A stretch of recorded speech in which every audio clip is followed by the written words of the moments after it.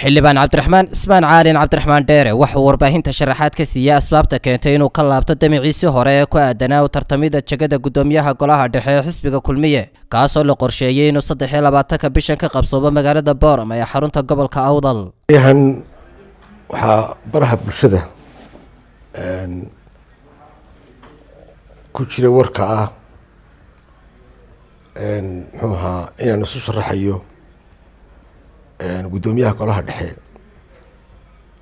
kulmiye kaasoo ay ahayd qorsho ku jiray in muxuu ahaa lagu doorto gudoomiyaha golaha dhexe. waxaa iyaduna jirta in shirweynihii muxuu ahaa xisbiga kulmiye uu isaguna ku beegan yahay inuu qabsoomo bisha April sanadkan, lagana yaabo muddo yar oo imka aanan mala awaali karin inuu shirka golaha dhexe dib u dhigo ayaa suuragala.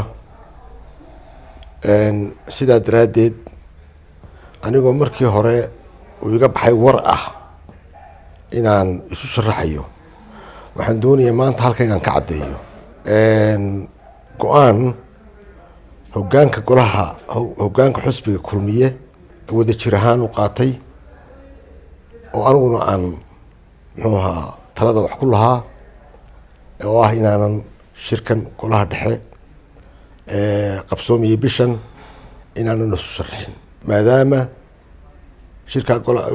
shirkii muxuu ahaa guud ee xisbigu shirweynihiisi uu qabsoomiyo xilliga aan idiin sheegay in sharaxaadeeda waqtigaas aan ku beego. muxuu ahaa taladaasaan isla gaadhnay xisbiga, sidaasaan ku caloolsamahay. runtiina dee waad aragtaano marka shirarku caynkaa isugu dhowey laba kaambiin lama wada geli karo, marka inaan anigu mid isku lawadwado ayaa ii khayr badan. sidaa daraaddeed Saab TV ayaa xildhibaanka weydiiyay sida uu arko aragtida ay dadka qaar qabaan ee ku saabsan in ka baaqashadiisa uu tartamida jagadaasi ay dheeli dhinaca saamiga beelaha xisbiga keenayso, waxaana uu kaga jawaabay gudoomiye dhexe la dooranaya ma jirto, ku meel gaar ahaantii buu ku sii joogaya, wax iska bedelaya qaabkii hore ma jiro. markii horeba ku-xigeen buu ahaa, ku-xigeennimadii ayuunbuu imkan ku meel gaar ahaan ugu sii joogaya, muxuu ahaa xilka kusii haynaya. marka ay dhacdo dheeligu imanaya oo marka dambe doorashadu timaado dhab tahay ayaa dee loo fikri karaa, inkastoo aanan aaminsanin aan doonayo xusbigu inuu noqdo xusbi xil walba loo tartamo. marka waxaan anigu fikirkaygu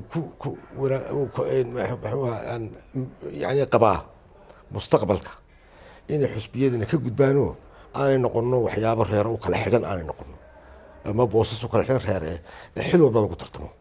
Maxamed Xasan Daacad, Saab TV, Hargeysa.